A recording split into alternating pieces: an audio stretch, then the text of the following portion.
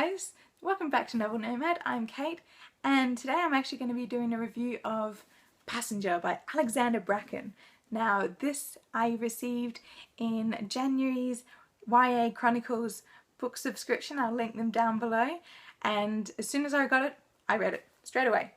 Immediately. I was so excited to get this one because I just had it on my to be read list and I could not wait because guys, it's time travel, pirates, everything amazing thrown in, history. I love history, so it was definitely going to be on my read pile for the year of 2016. So the book follows Etta Spencer, who is a modern day girl. She's a violin prodigy and she gets thrown back in time to the 1770s, and that is where she meets the dashing Nicholas Carter.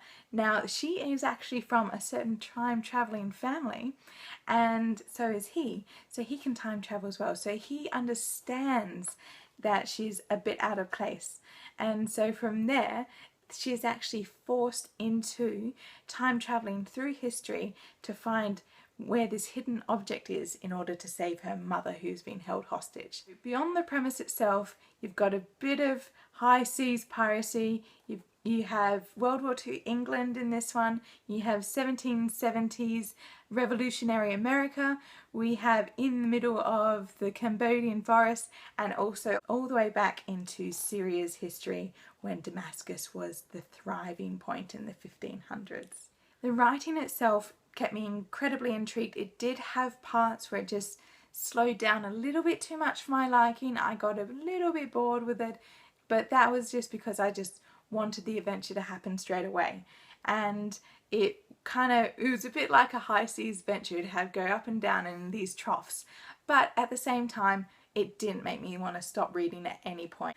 I read this in 2 days. I loved it. I went straight through it, even though I had to go through some little bit of slow times. Now, because the world itself is time traveling, she can draw on lots of historical archives, and it did feel quite good how she managed to construct them just visiting the areas, and so you got tiny little snippets. I didn't feel completely immersed in certain spots. I felt that it was just a bit rushed, but I could understand because the characters themselves weren't initially trying to blend in, they were trying to go as fast as they possibly can. So it wasn't an aspect where they had to actually completely embrace the culture. They probably put on the clothes, they went around at the times, they knew what was the dangers that were going to happen, but they weren't going to be fully immersive, so I completely understood that. The characters themselves, Etta is quite an interesting one. She's a bit shy to begin with, and you have this feeling that she suffers from stage fright, so you have this feeling that she's going to be a very passive character, but she actually has a very strong stubborn streak, so when she's faced with a problem she'll want to see it through. That did surprise me, going from like, oh no, she's stage fright, to suddenly saying, oh yes, I can handle this, even though she did have moments where she did have weaknesses and break down and be overwhelmed by what was happening to her. I did find that her character was a bit blank. It wasn't a fully immersive character. Nicholas Carter, on the other hand, I thought he was quite a good, strong character, although unfortunately you did see him a lot through the eyes of Etta, and it wasn't insta-lovey in my thing. It was in this whole Romeo and Juliet must possess, but it was a sort of attraction that they had to each other, and they immediately believed each other because he saw her as a damsel in distress and he wanted to be her knight in shining armour.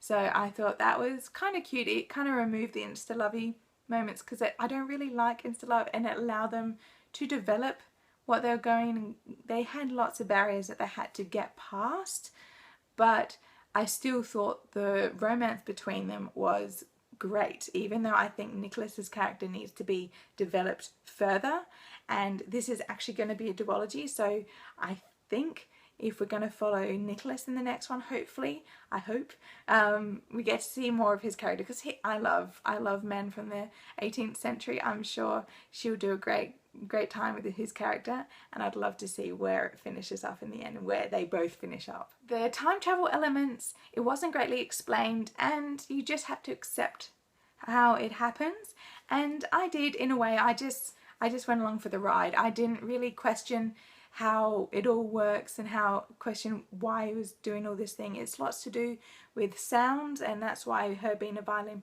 prodigy, she actually has a very close relationship with music, and that was held all the way through. That was one of the great aspects of her character. If she was stressed, she went to her music. So that was a very strong point all the way through, and it actually coincided with the time travel element. So this was a really great read. I got through it really fast, and for a YA I really enjoyed this, and it gave you snippets of history which I can't complain with at all. So I'm looking forward to the next one in the series, and I hope you join me next time. Bye!